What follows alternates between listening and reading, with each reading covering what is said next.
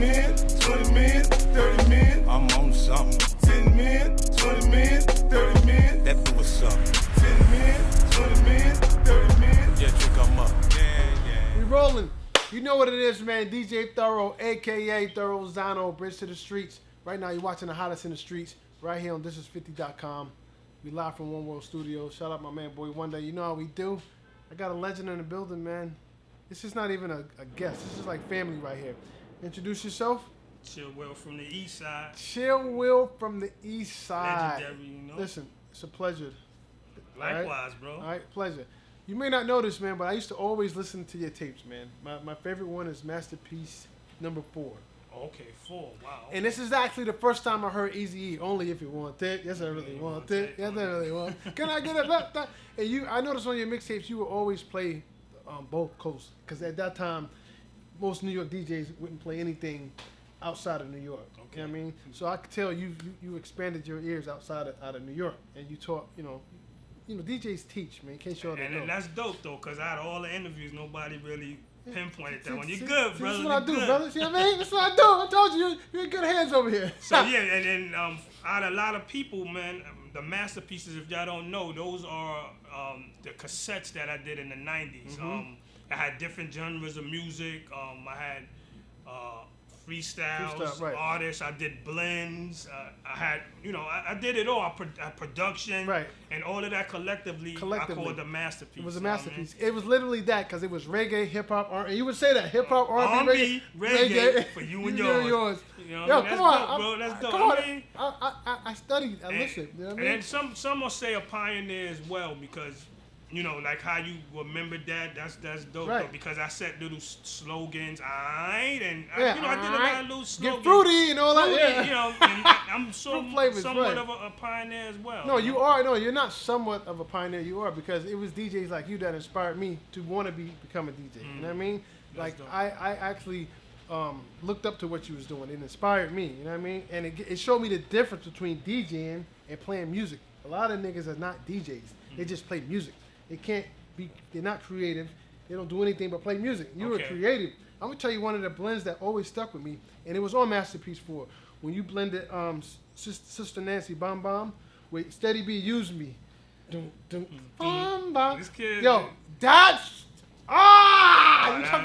you talk about catching a vibe. I used to have this I'd have known that I would have bought you that Masterpiece 4, but I got you, though. I studied that fucking tape. I'm like, yo, this shit is crazy. And at the time, I was in Atlanta with a guy named Tyreek. Y'all know him as DJ Drama.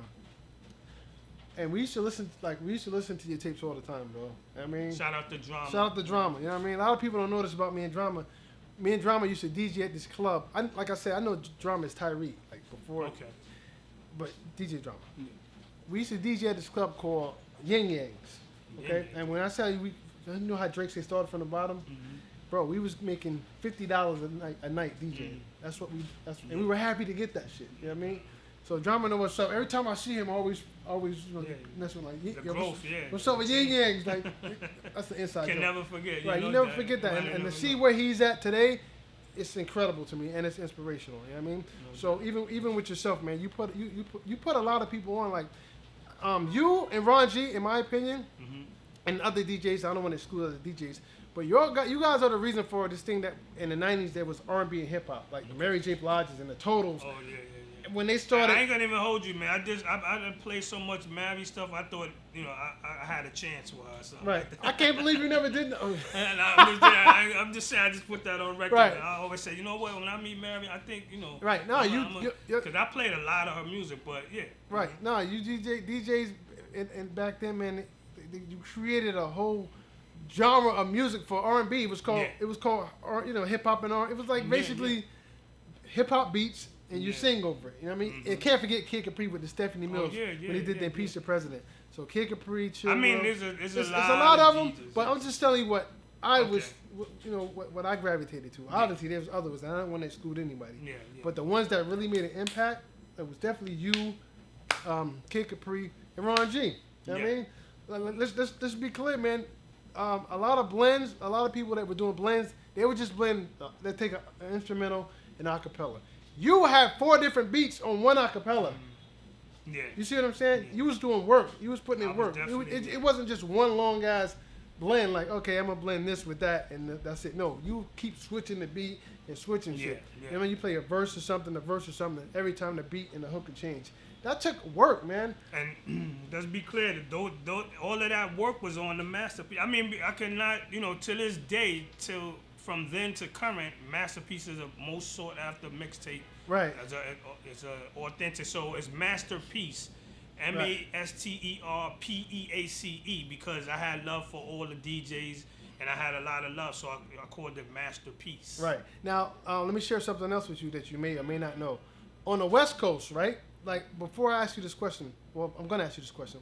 Where did you get your inspiration to put your mixes together like that? Was somebody you looked up to that did that before you? Like, what made you think, I'm going to take this record and put it with this, and I'm going to use a 4-track or whatever you were using? I mean, no one really, I can't say no one inspired me to do that. I mean, although there was other DJs that, I looked up to at the time of my growing, you know what I mean? But as far as creating and doing that, it was no DJ. It was no DJ? I was one of the first to get the, like a 6-track. Right. It was a Sansui, man. I got rid of that, man. I should have kept old boy. But the 6-track Sansui, man, had the mixer board with the 2 tape deck. People that came to the house, they'll tell you, man, they was like, yo, Chill Will spot was incredible. Incredible. Man. Now let me share something with you. So there's this guy. He's on the West Coast. You obviously heard of Dr. Dre. But what you probably don't know, there was another kid, this Mexican guy, who's a good friend of mine now, named Tony A. They used to do these mixtapes, him and Dr. Dre. It was a spot called the Rhodium.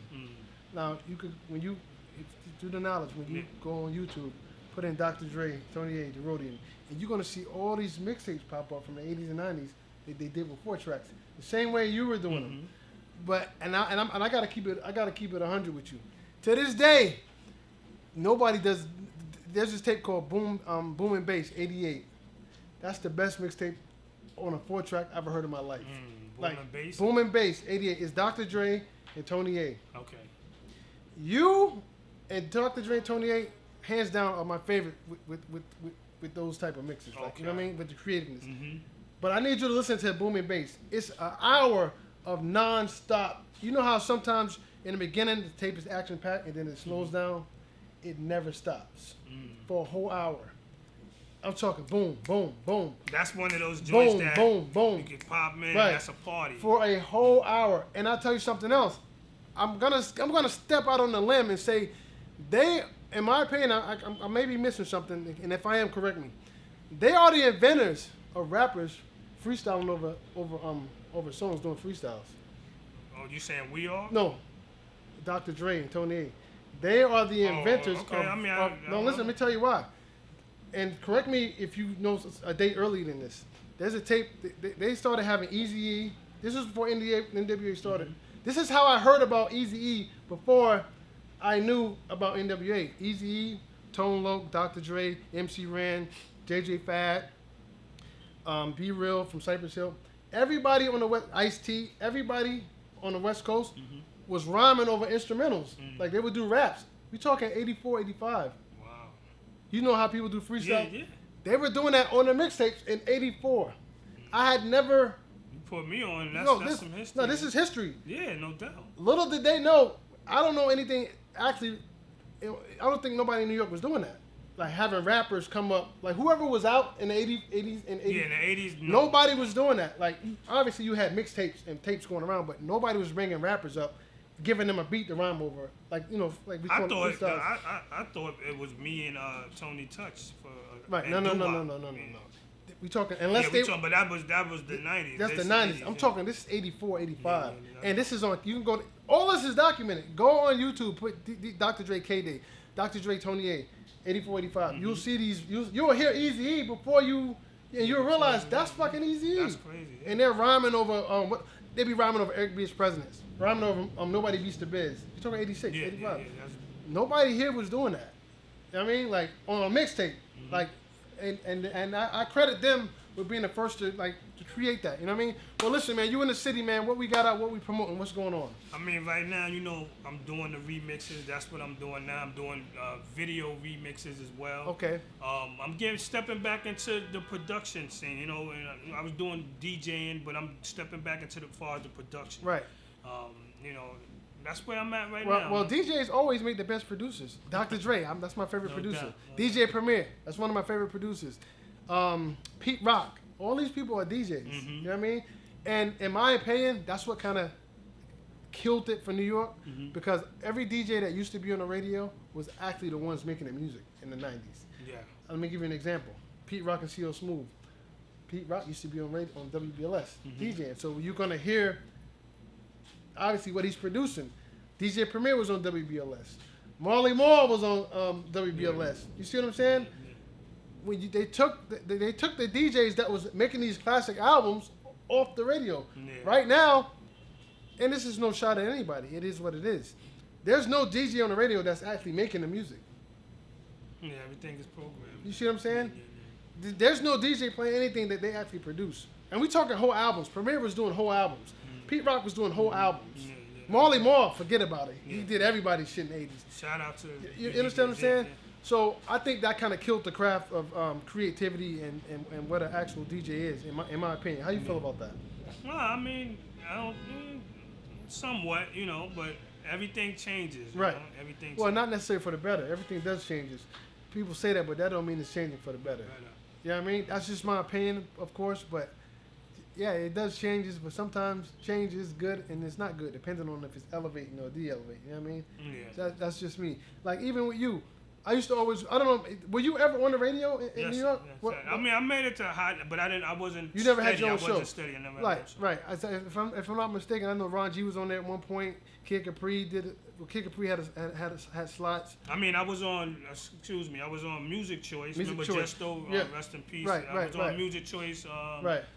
A couple of digital internet. Right, but I was always wondering why the top-notch motherfuckers didn't have their own show. Like, people like you should have had your own shit. I'm trying to, all you station programmers, I'm ready for radio. I'm ready for that. I'm actually dipping into to movies now. Acting and stuff like that. So that's what I'm trying to do now. Well, we in the internet age now. You don't necessarily, I mean, it helps, but you don't necessarily need a radio now. You could do your own show and just get your audience built off that. You know what I mean? That's a good thing about the internet. That is one good thing. But that's the good thing about change also. That's what I'm saying on that one. Because now you can show people this is how it's done. I'm gonna do my own shit. And then you're not bound by programming and I gotta play these 5 songs every 5 seconds. You don't gotta do that, you know what I mean? And think about it. Back in the days we used to record the radio. I'm just giving you a prime example of how it changed, but not necessarily for the better. To this day, who records the radio right now? Who you think kids growing up now running home to record the radio now, like I did when the Red Alert was on, or when Marley Marl was on? Nobody's doing that no more. So that was called pause. Right. You're not doing that no more because you're gonna hear the same. They're not doing anything to record. Why am I recording this? So that's why I'm saying it changed, but it didn't really change from our perspective for the better, because somebody when I was 13, 10, running home to record Kiss FM. Ain't no 13-year-old running to record no radio today. Why? They're not doing nothing. They're just playing music. It's not a real mix. There's no more real mix shows. You know what I mean? So that's how I feel about that. Just growing up, like, and those mix shows inspired me to want to be a DJ. You understand what I'm saying? Like all that creativity, that shit inspires you to want to. Something that you could bring. Something you can bring to the table or whatever. You know what I mean? So, like, I got a question for you. Name me your top 5 DJs that you may have that you supported or you respect or you looked up to or you what have you that inspired you, if any at all. I mean, of course, Kid Capri, as far as with the clubs back then, he used to tear it down. Interacting, undisputed. Of course, again, you got Jazzy Jeff, the way he transform and he just articulate. Right. I could go on. That's why I always say all the DJs I show love to all, but the top 5, Kid Capri, Boosie B, Star Chat. Like I had the rhyme back then, but I ain't gonna say them because I know. Oh yeah, what's another thing? Used to rhyme too on the tape. It was a complete package. This man would rhyme, mix, scratch, cut, produce, everything, man. It was a masterpiece. Man, y'all gotta check me out, man. Chillwell music. Everything Chillwell Music. Google, you'll find some stuff. Right. Now, can we get some more? Is there any new masterpiece? Yes. I'm definitely gonna do it, but I'm gonna change it up. But these little mixes and remixes I'm doing, I'm actually tagging with the masterpiece. Right. But I know what you're saying. You're saying like, oh, am I gonna get a masterpiece? Right. Now, is it harder to do the same type of mix with the type of music that's being made now? Is it because it's not really necessarily for me, but to do the same way, the different transitions, it's not too hard. It's a lot of work. It's a lot of work. People appreciate it. That's why I have to do these. Right. I think that too because and then music is not released the way it is now. Before everything used to be an acapella instrumental. Mm-hmm. Now you don't necessarily get an acapella or something you might want to do it's over. Work. I mean, you can find there are ways to get an acapella. You can make anything acapella, but before it was just it was there already on the record. Flip side, B side, A side, acapella. And it's hard to get it. I mean, I still tell the VPs now, please send me the acapella so I could do what I do and right. Take all day for that. All right. Now, you got any videos of associated with anything you're doing right now that on YouTube that they can go check out right now? Yeah, I got I did the Khaled off of the Khaled joint with Jay-Z. I got one of those. I did with Coi Leray, DMX off his new album. I did a blend with that. So the YouTube is Chillwell Music TV. Okay. Everything Chillwell Music. Right. And they can check the new videos out on that, or find me at chillwellmusic.com. Right. Now, what's something about yourself that you may want people to know that they don't know or they miss? I guess. What I want to know. Yeah. What's something about Chillwell that you want people to know that they didn't know? What they didn't know? I don't know, man. I don't know where you're going with that. No, I'm just saying, everybody. I mean, I'm a father, Yeah, see, maybe they didn't know that. I got one daughter. Okay, you're a family guy. Yeah, they didn't know that. Family guy. Okay. What else it is? I'm from drawing. I'm good with my hands. I'm crafty. See, I can cut hair. I didn't know that. I need a haircut. You know what I mean? That's dope. Yeah, so I'm crafty with my hands. Man. Right. That's okay. I didn't know that. I wasn't going nowhere crazy with that. I just try to get people to know people outside of music. You know what I mean? Because people have multi talents. You know what I mean? People didn't know that. So if anybody want to get in contact with you, or get some mixtapes from you, get some production from you, get you to do some parties, get some advice, how can they do that? Everything Chillwell Music, baby. You see it, Chillwell Music. He didn't bring me no hat, by the way. You see that? Oh, look at that. All right. Chillwell Music. Everything chillwellmusic.com. You could just Google Chillwell Music, and there I am. There he is. All right. So listen, before we get out of here, man, anything else you want to speak on, chop it up about that we didn't touch on? First and foremost, man, I appreciate you, my brother. You know what I mean? Your humbleness, your character, it speaks in volumes, man. I never knew you. I learned some stuff here. You know what I mean? Yeah. This is 50.com. Y'all know what it is, baby. Chillwell. All right, Chillwell from the east side. Can we get that? That was like shit. Come on, people's crosstown, out of town, and in town. Come on, Masterpiece 4, man. Go check that out. That's a masterpiece. Masterpiece 4, man. DJ Chillwell from the east side. DJ Thoro. And like always, when you see us, one knee us, man. That means pay your respects. Pay your respects, man. Flowers, man. Early. Flowers, let's go. 10 minutes, 20 minutes, 30